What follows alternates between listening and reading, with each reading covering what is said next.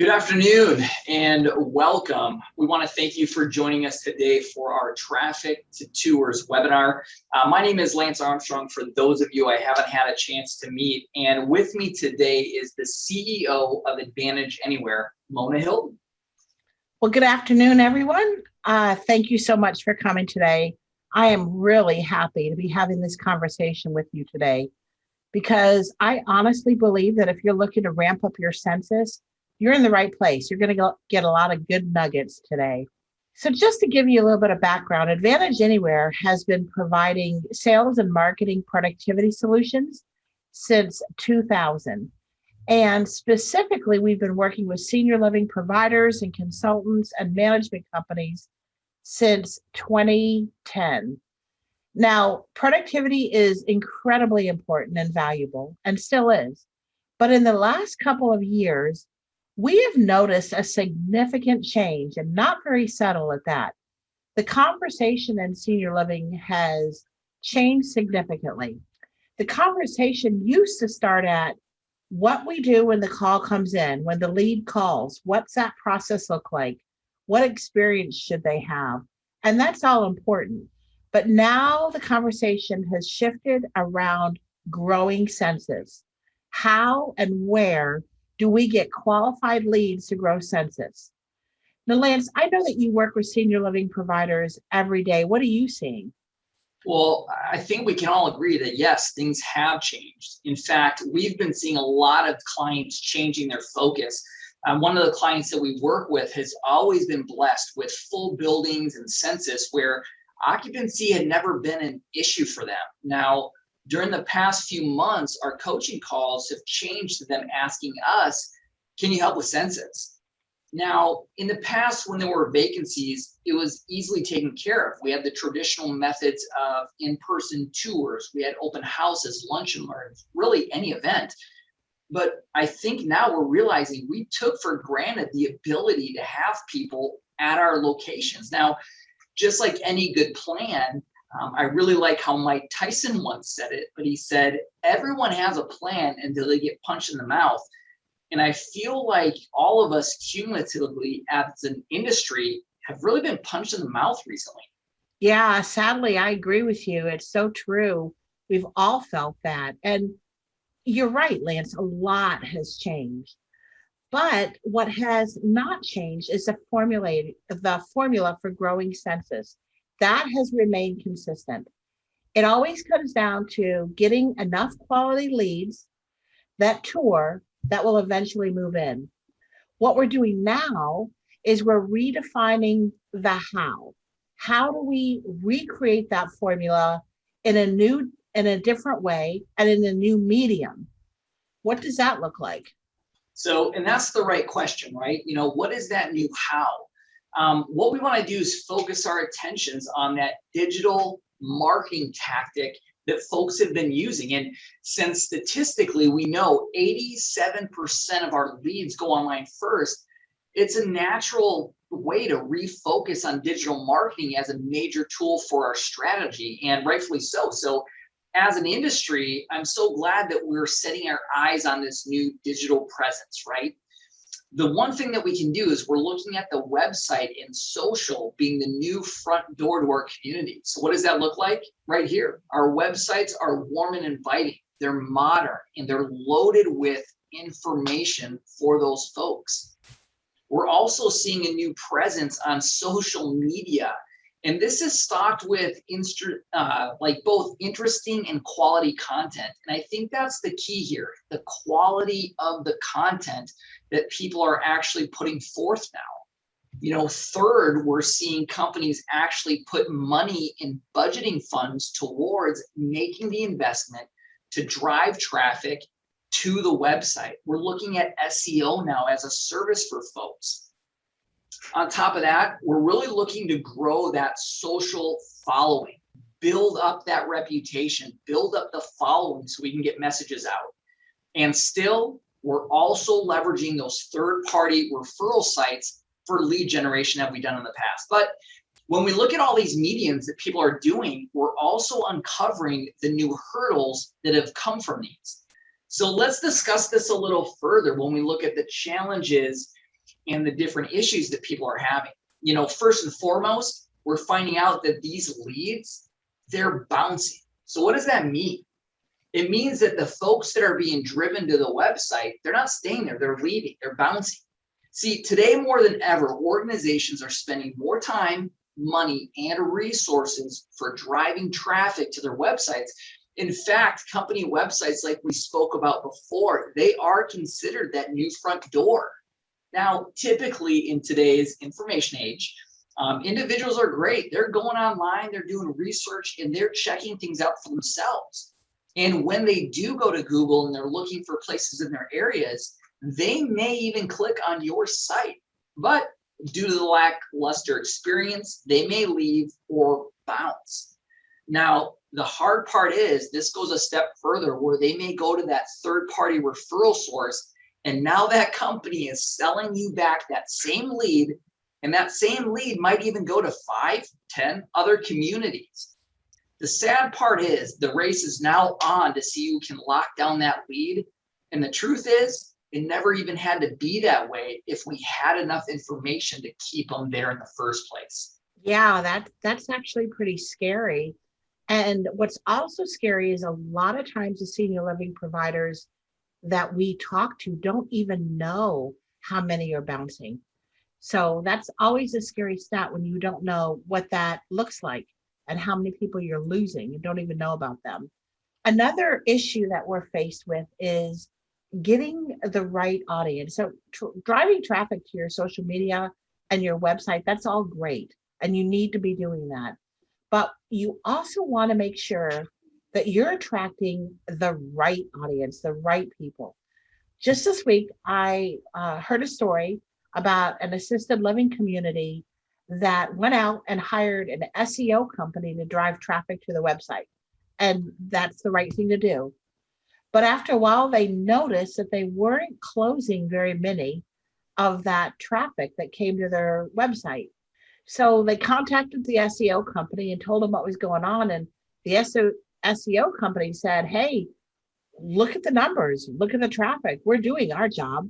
So when they dug a little further and did some investigation, what they found out was the SEO company was advertising active seniors.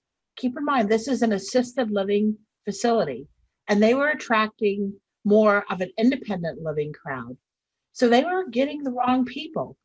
So they were getting the traffic, they were coming to the website, but to Lance's point, they were bouncing without ever converting. And that's a painful lesson. One of the other struggles that we're hearing, these hurdles that we're talking about, is we're gaining them too late in the process. You know, we have people that are navigating through this journey, but by the time they reach us, it's too late. I think we all know that most websites have that contact us page. But I think we can also agree that by the time they do that and fill that out, they have made their decision. They're coming to you and they know what their expectations should hold. They know that you're going to be reaching out and contacting them. They know that you're going to be sending out the different forms and emails and whatnot to try to get them there. But the problem is it's too late. The solution is, wouldn't it be great if we could just get them earlier involved in the buying process sooner, making sure that website has rich content and quality content that we talked before? That would definitely be able to eliminate and help people navigate this hurdle. That's really important.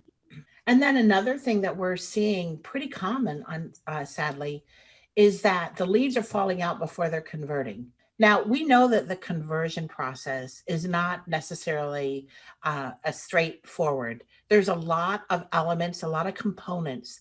It's kind of like Lance and I were talking yesterday about it. It's more of a recipe. You've got to have the process. You've got to have the people. You've got to have them there, like Lance said, at the right time, in the right amounts. And you've got to have a process for moving them through. One of the things that I would encourage you to look at when you're wondering about your conversion rate is, what is your speed to lead? Now, you may have heard me say in the past that statistically, if you contact your online leads within 5 minutes of them reaching out to you, you're 100 times more likely to reach them, engage them, and close them than if you wait just 30 minutes. So we're talking the difference between 5 minutes and 30 minutes. And realistically, that's not really even humanly possible. Maybe the daughter reaches out at 2 o'clock in the morning because her mom fell, or maybe it's a weekend and there's no one there, or maybe you're on vacation. So that's a great time to leverage technology in situations like this that will mimic your follow through. Now, let me be clear, what I'm not referring to is those obvious automated thank you emails. People know that that's automated. They're not real. What we're talking about here is the gold standard. And the gold standard is to start engaging them and nurturing them instantly, immediately, and personally. I was also talking to an owner the other day. I believe it was early in the week. He was telling me that they were paying for third party leads and they were getting tons of leads. It was successful from a numbers standpoint. But he also told me that when they went and looked at them, they were actually a lot of garbage leads. And his staff was so overwhelmed because they were weeding through all of these garbage leads to the extent that they just quit doing it. It wasn't worth it. But he was still paying for those leads. And sadly, of course, none of them were converting them because they were converting because they weren't really good leads. So he was looking for a way to run the leads through some sort of a qualifier or have them vet themselves. So it's important that your leads be quality as well if you expect to convert them. And this is so important, right? And I love the fact that we can share stories and actually learn from not only our mistakes and others and refine this process, because just so you know, our clients come to us and they share these challenges and they share these struggles, because ultimately what we want to do is ask the question, how can we start leveraging digital marketing better, our website, social media, and videos to recreate the lead to tour to move in formula that's going to grow census. So really, as an organization, we set out to identify the elements and the steps in the journey from traffic to tours to help with the execution. And of course, the first step is always to attract. And there's a way of looking at this that says you can't even help the people that you're setting out to help if you don't attract them. Carnegie often told the old story of two farmers who were trying to coerce calves to go into a barn. I don't know. I think maybe there was a storm coming or something. But the two farmers prodded and pushed, but they had no luck. They couldn't get these calves to budge. And finally, one farmer had the bright idea to offer the calves oats as encouragement to go into the barn. Of course, it worked. The calves went happily into the barn, and of course, the safety. But if you think about that story, you think, you know what, if they had offered those calves coffee, it wouldn't have worked so well. Now, coffee might have worked to attract me, but in this illustration, I'm not your right audience. So it's really important to attract the right audience by offering them an incentive and an encouragement that they want and that they'll gladly accept. Which is so important. Now that we've talked about that, the importance of attracting the right way, let's talk about the second, which is how to engage. And this is critical. How do people become engaged? Now, there's been a lot of money invested in this question along some of the years, along with a lot of incredible psychology to hook people into becoming engaged. In fact, we know the more time and effort someone puts into, say, a survey or a self-assessment, the more likely they are to engage with the company. Now, how many of us are actually guilty of this, right? We enter in all this information and we're emotionally invested, and we get to the very end and we find out that we need to enter in our details to get the response or information that we want. Now, we have to remember that this has all been intentionally designed. Engaging people in a way to invest time and energy and emotion is on purpose. And marketing has been using self-assessments and questionnaires for decades to drive this engagement. Well, in our industry, we now have the ability to help engage people, but identify the best way to help assist them during this new chapter in their life or the life of their family members.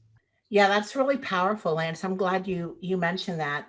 And engagement is so important, but I always sometimes think that too much of a good thing is no longer a good thing. So when you're doing your engagement or you're doing your self assessments, if you're asking 20 questions, we're going to bounce. We're not going to stick around for that. I So mean, true. yeah. So it's so important that you use it, but don't abuse it, if you will. The third step that I want to talk about is the nurturing process.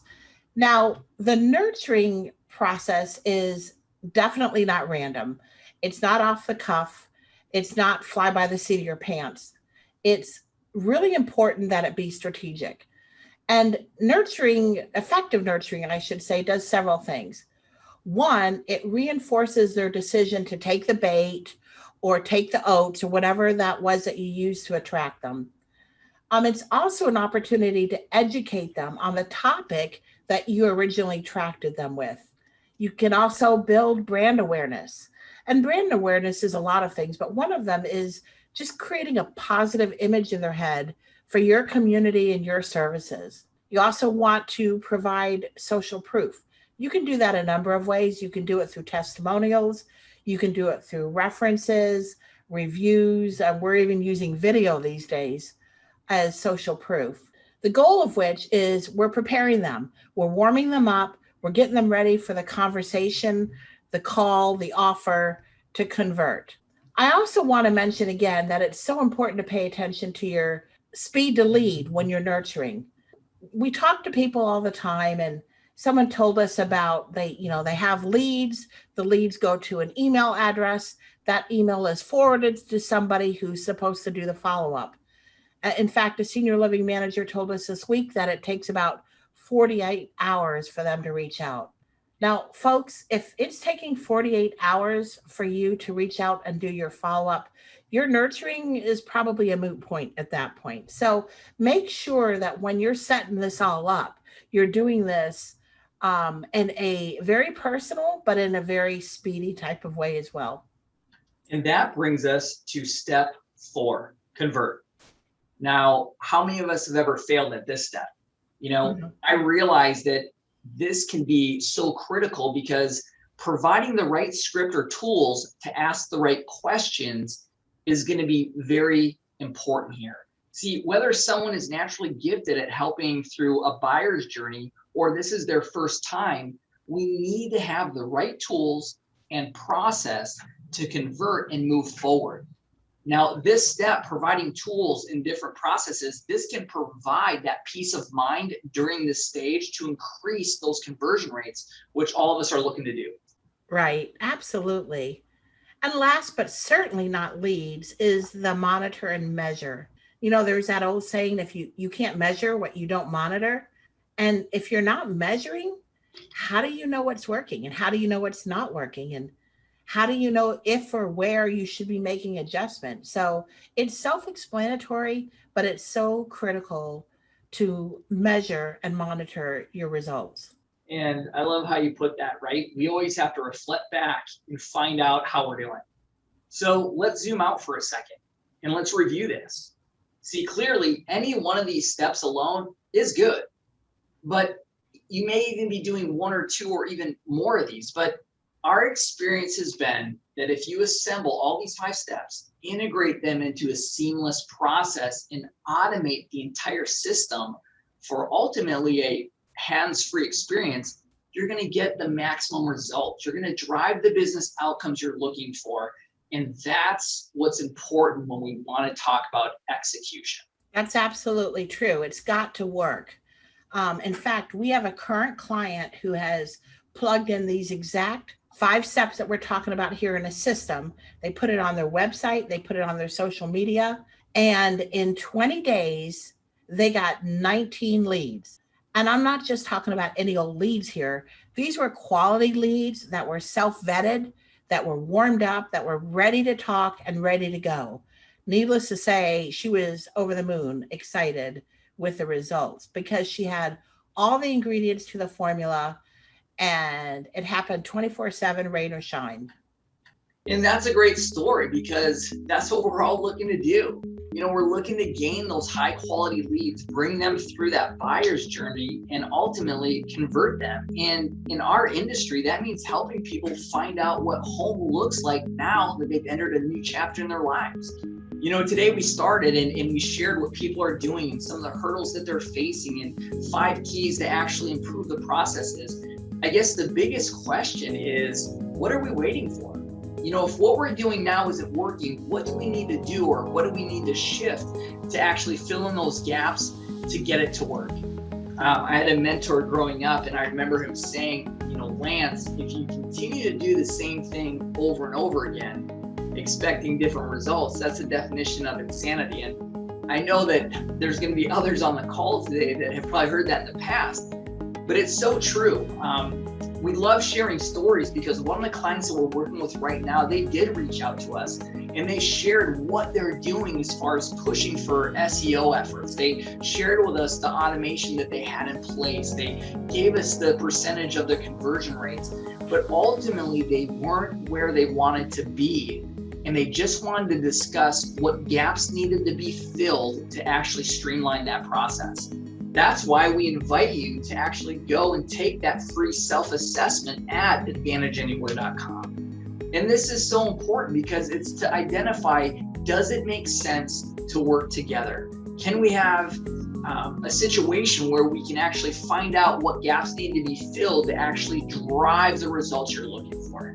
And I would echo what Lance just said.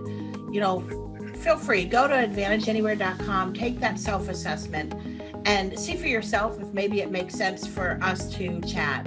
We'd be honored to help you in any way we can, and you might as well take advantage, no pun intended, of our experience for your own benefits. But Lance, I want to thank you so much for inviting me to join you today, and thank you to everybody on the call for attending today. Hopefully you got some great ideas, and again, feel free to reach out to us. We would be honored to help you.